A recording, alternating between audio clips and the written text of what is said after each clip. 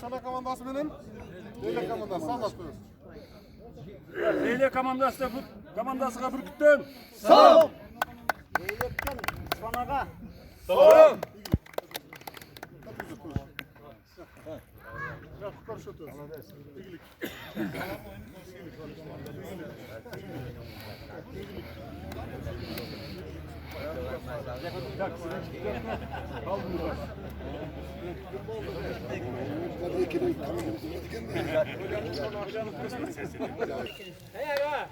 Şapkanı tepki kulağı, şapkanı. Şapkanı tepki kulağı.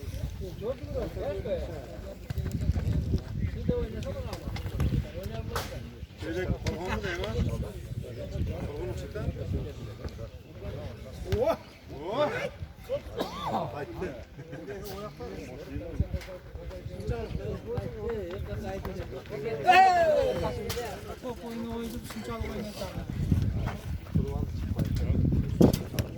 Hürküt!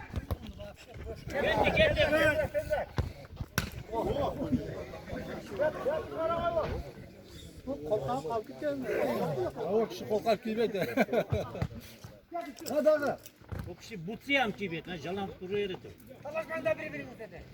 Bir yak karam he hacı. Açılsanız hem bir daha. Bir bak karam hacı.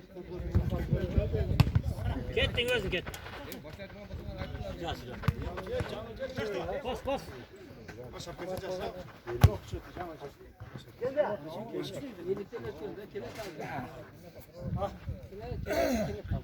Kara oyun. Elezdikin. Adam da adam de. Gözüke ver. Kaytık. Kaytım. Cet kanı yaktı karma.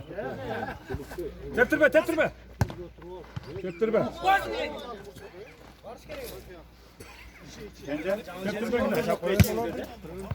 Ayağın evet, Nurhan evet.